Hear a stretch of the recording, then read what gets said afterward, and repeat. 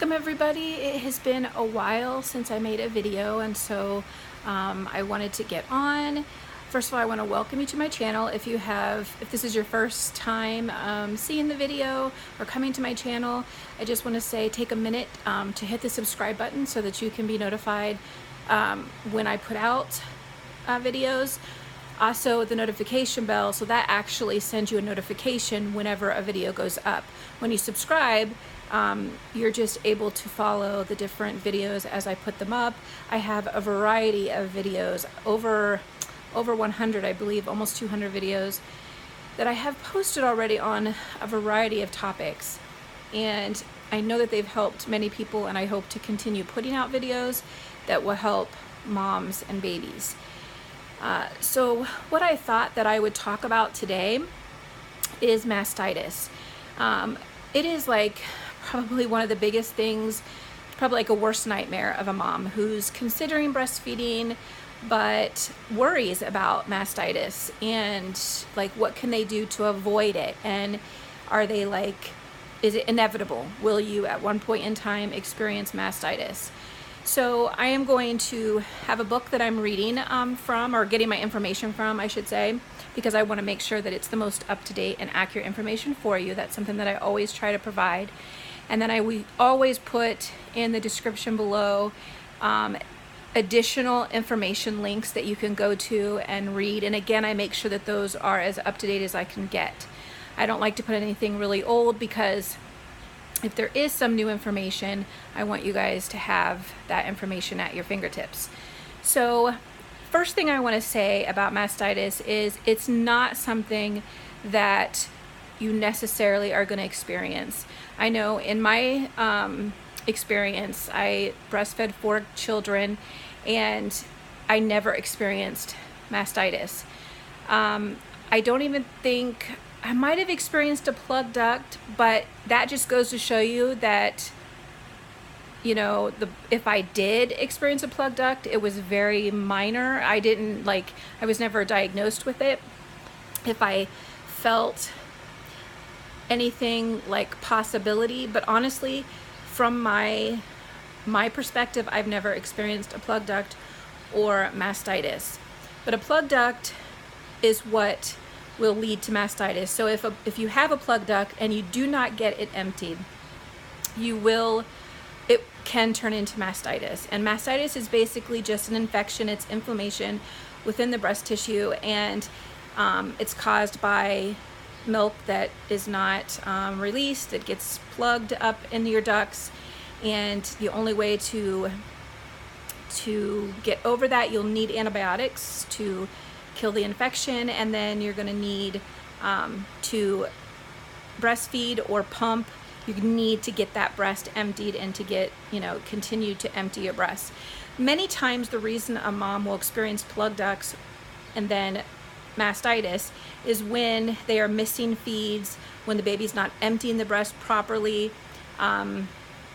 If you're supplementing and maybe you're not consistent with your supplements, so say you offer bottles but you just kind of offer them whenever, so your body doesn't really know when to make milk and when not to, so it just kind of makes it, so say you normally breastfeed at 2 o'clock, but that day you don't, and maybe for a couple days you kind of go off and on when you breastfeed and when you don't. This can cause plug ducts just because the breast, again, is not being emptied regularly and consistently. And so if you find that that's happening for you, that's when you would have a higher risk. So the way to avoid that is to make sure that your breasts are empty and that you're breastfeeding regularly. So you want to be breastfeeding at least 8 to 10 times a day.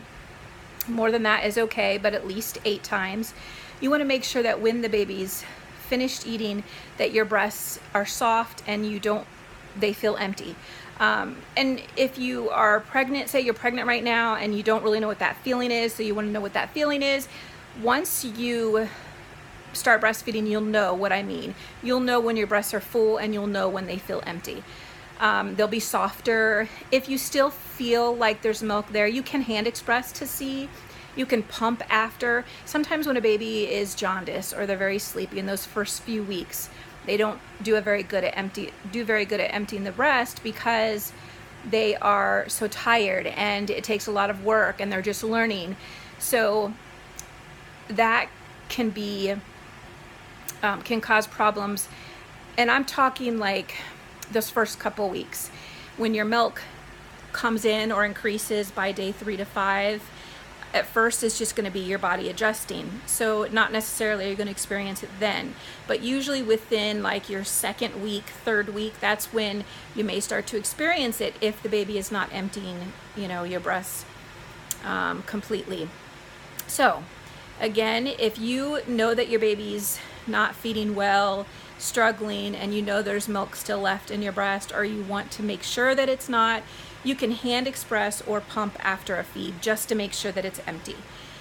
If you're strictly pumping, you want to make sure that you're pumping until it's no longer spraying and you're no longer getting that milk coming out. Maybe you'll get a drop or two, and what you can do after pumping is hand express a little bit just to make sure everything's out. You can also massage the breast, and anywhere that you feel the milk, those lumps of milk, you can massage that area just to make sure that milk gets moving. A plug duct, basically, you'll feel it.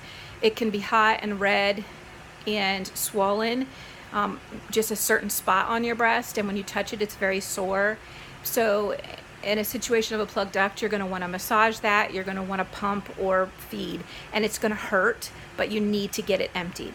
So I believe I have a video on plug ducts, but if I don't, I'll be sure to either make one or put something in the link below just so that you kind of have some information to go along with mastitis. So what I wanted to talk about is just the basic treatments of mastitis. So the number one thing is frequent, and as I mentioned already, it's frequent draining of the breast. So you want to make sure that you're reducing that inflammation and that you're not causing any more inflammation by frequently draining that breast. Again, you're going to do this by pumping or feeding. Another one is making sure that the baby is latched and positioned well. So when the baby is latched correctly, they're able to really pull that milk down and out of the breast. But if they have just a very weak latch, if they're just latched to the nipple and not enough of the breast, then they're really not going to pull that milk from the back of the breast out. They're just not going to have a good ejection. So when they get a lot of the breast in their mouth, then they're able to pull that milk, draw that milk from the back of the breast out. And so that's something that you want to make sure is that the latch is correct and that they are emptying and positioned well. So if a baby isn't positioned correctly, it can make latch difficult. So making sure that they're belly to belly for you. So basically their belly button against your belly button, their nose and mouth in line with your nipple. So that's kind of a way to think about it. You can look up what good position and latch look like. I also have some videos on that, so you can check that out. And you can also have an IBCLC or a CLC, a breastfeeding peer counselor, or somebody that from the Latch League, just to have them maybe observe your feeding to make sure that the baby is latched and positioned well.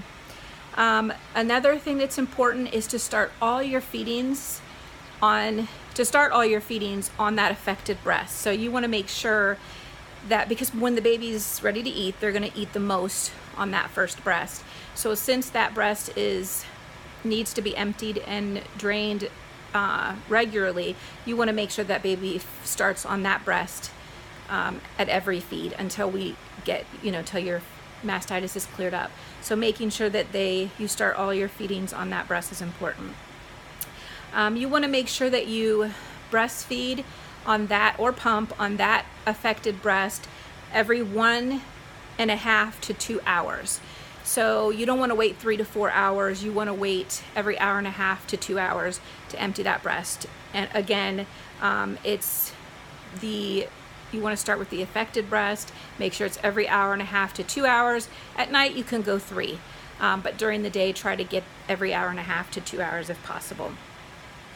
Another thing that's important is varying your breast feeding positions. So if you look up breastfeeding positions, and again, I have something on that, you have the football or the clutch hold, you have cross cradle, you have cradle, you have laid back, you have sideline. Trying all those different positions can really help, because each position kind of pulls from a different part of the breast, and so just kind of moving the baby around will really help ensure that you're emptying that breast and really draining it. Another thing that you can do is express some of the milk from that breast out of feeding. So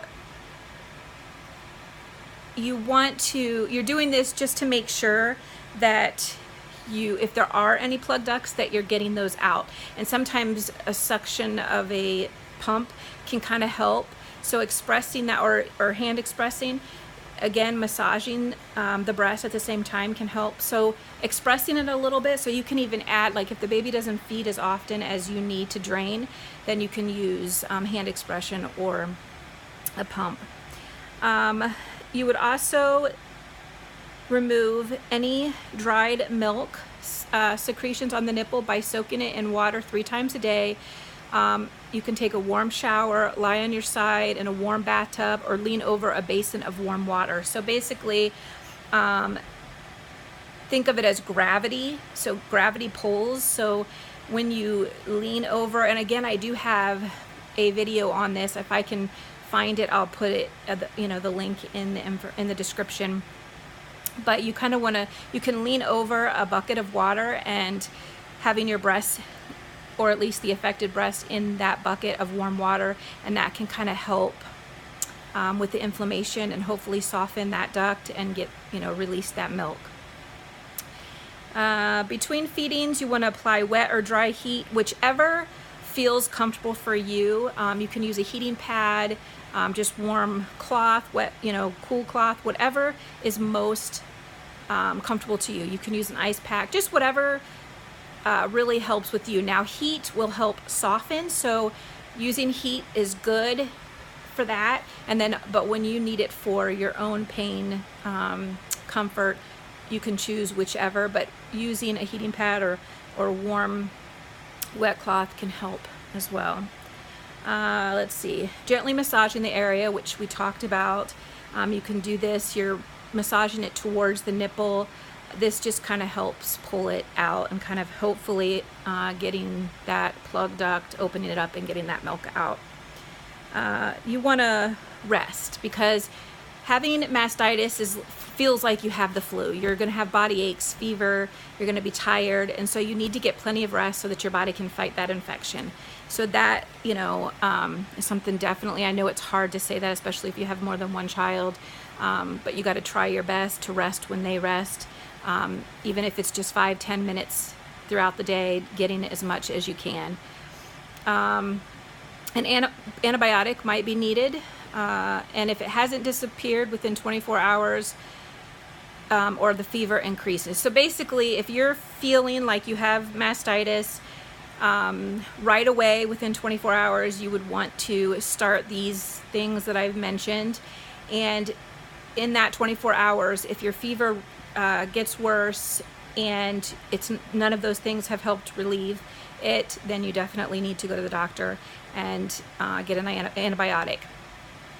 So right away, a lot of times you can't get in the doctor same day anyway. So these are things that you can be doing until you get in to see the doctor. So I would say make an appointment with the doctor right away. And then these are things that you can do before you see the doctor. Now, if you don't have insurance, or the cost of seeing the doctor is a lot, then you can try these treatments for 24 hours. And then if it's not getting better and your fever is getting worse and you're not feeling better, then you need to go see a doctor for antibiotic. So a mother should call her doctor for immediate treatment if she has the following signs of a bacterial infection. So a bacterial infection could have a cracked nipple with signs of infection. So typically signs of infection, when you have a cut, you're going to see red inflammation. It could be red around the area, sore to the touch. That can be a sign of bacterial infection. Pus or blood coming out into your milk, that can be a sign of bacterial infection. Red streaks that start at the site of infection and run back onto your breast, that's a sign of infection. And let's see, sudden and severe symptoms with no identifiable cause. So say just all of a sudden you're just not feeling well, maybe your nipples have been sore, maybe they've been cracked or bleeding, you've been taking care of it, but all of a sudden you're just not feeling good, and maybe you don't really have any specific sign, it's still good to call the doctor. Now, causes of mastitis, I did kind of talk about, you know, not emptying the breast and a plug duct, but also nipple trauma can cause it. So if the baby's not latched correctly, I talked about ineffective feeding, which basically means they're not latched correctly, they're not emptying that breast. So latching problems, engorgement. So if you're missing feeds and your breasts are engorged a lot, so your breasts feel very full and painful, and you notice this happens a lot, not just once in a while. And when I say once in a while, like maybe once a week or something, but you're noticing it's happening at least once a day and multiple times a day, then that can lead to mastitis. If the baby is tongue-tied or has any type of abnormal anatomy in the mouth, this can cause mastitis, because again, they're ineffective at emptying the breast. Their feeding is not well. They're probably not latching correctly. Another thing that can cause it is the baby is teething, and so sometimes breastfeeding hurts, and so they're not emptying the breast because they're not feeding well. Again, it all goes back to ineffective feeding. They're not emptying that breast often enough, and milk is not being drained from that breast, and so all of those things can cause mastitis. Again, missed feedings. So if you're going to miss feedings every now and then, and I know I did, and I never experienced it, but this is something that you notice you're missing them a lot. Say family comes to visit and they're staying for a week or two or a weekend. Most likely a weekend isn't going to be an issue, but let's say they're staying a week and you just notice that you're missing feeds a lot more often and your breasts are very full. If you're not emptying those breasts, if you're not pumping or feeding, then the risk is higher of developing plug ducts and mastitis. So you definitely want to make sure that you are emptying those breasts regularly. Funny thing that can cause mastitis or be at risk is scheduled feedings. Sometimes when we schedule feedings, the baby's not necessarily ready to feed, but we're forcing them to feed. So they may not empty the breast properly because they're not really hungry, and then they're not really feeding properly. So scheduled feedings is not really recommended. You want to feed when the baby is ready to eat. We don't want to time it. All we want to say is 8 to 10 feeds a day and let the baby determine how they want to eat. And so if you're getting those 8 to 10 feeds and you're not scheduling them, and I know that sounds funny, but if a baby is not hungry, they're not going to eat. They're not going to empty that breast, but your breast is making the milk because you've scheduled it. And so the baby's not emptying it, and therefore that risk can be high. If you're limiting the length of feeding, so if you're saying, okay, 15 minutes here, 15 minutes there, or 10 minutes, or if you're timing them, so they only feed for a certain amount of minutes, that's also a higher risk, because some babies take longer to empty a breast, some are faster. So you don't want to time it. You want to let the baby feed until they stop. And if you feel that there's milk still left in there, then you want to express it or pump it out.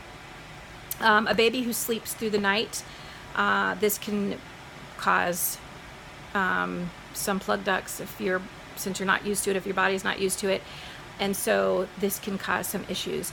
So you may for a while need to at least pump once or twice at night if the baby is not waking to empty your breasts. If you're supplementing with the bottle, I mentioned that can make it a higher risk. A busy schedule, because again, you'd be missing feeds. If you return to work or school or any activity that separates you from the baby, this again, and again, it's all goes back to not having those regular feedings and regular draining of the breast. Now, if the baby changes, you are going back to work. So all you need to do is make sure that you're emptying the breast, and if eventually you want to get to where you're feeding less, then you would do it gradually. You're not going to just automatically stop, because you will have the breast isn't it's not going to be like that. So you're going to have to gradually wean off of those specific feedings. Otherwise, the risk is high of plug ducts and mastitis.